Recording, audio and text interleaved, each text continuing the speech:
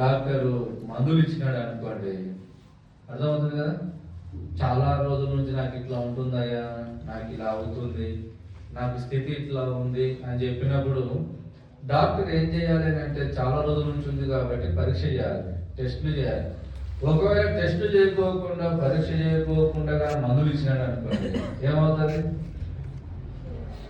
పరీక్ష చేయకోకుండా మందులు ఇచ్చినాడు అనుకోండి ఏమవుతుంది? రియాక్షన్ అవుతుంది కదా. రియాక్షన్ అంటే ఉన్న రోగానికి బదులు ఇంకొక రోగము తయారవుతుంది. అదే పరీక్ష చేసుకోకుండా మందులు ఇస్తే ఆ రోగం పోదు కానీ ఇంకొక రోగం తయారవుతుంది. అదే రెండవది, పరీక్ష చేయకోకుండా కానీ మందులు ఇచ్చినాడు అనుకోండి డాక్టరు, ఏమవుతుందో తెలుసా? సైడ్ ఎఫెక్ట్స్ వస్తాయి.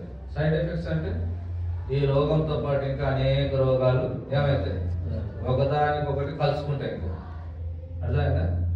మూడవది, ఇంకా పరీక్ష చేసుకో కొంతమందికి భర్త మీదనో భార్య మీదనో లేకపోతే గొడవలలో ఆయా రకాలుగా కోపం వచ్చి ఏం చేస్తారు, ఏదో ఒక మందు చావడానికి ఏదైతే ఉంది అని చెప్పి మందుల సీటు కనబడేది అనుకోండి ఏం చేస్తారు, అన్ని తీసి టక వేసేసుకుంటారు కదా.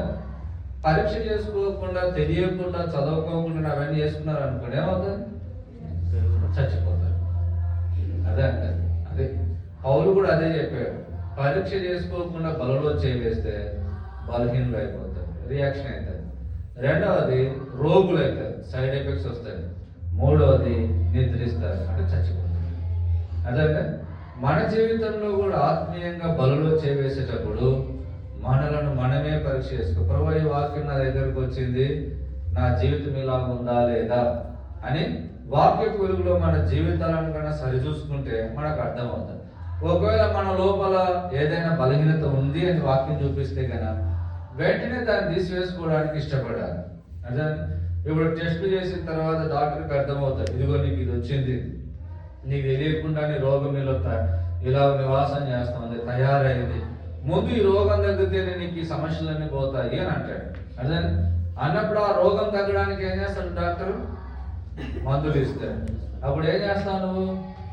ఖచ్చితంగా ఆ మందులన్నీ కూడా వేసుకోవడానికి ఇష్టపడతారు. అలాగే దేవుడి వాక్యం కూడా మనకు ఇలాగ జీవించాలి, ఇలాగ ఉండాలి, బ్రతకాలని చెప్పినప్పుడు ఆ వాక్యానికి లోబడి జీవించాలి. జీవించకపోతే ఉన్న రోగం ముదిరిపోయి మనకు మరణానికి దారి తీస్తుంది. అది పౌలు చెప్పింది. సరే, కనుక బలలో చేవేసేటప్పుడు మనల్ని మనం పరీక్ష చేసుకోవాలి.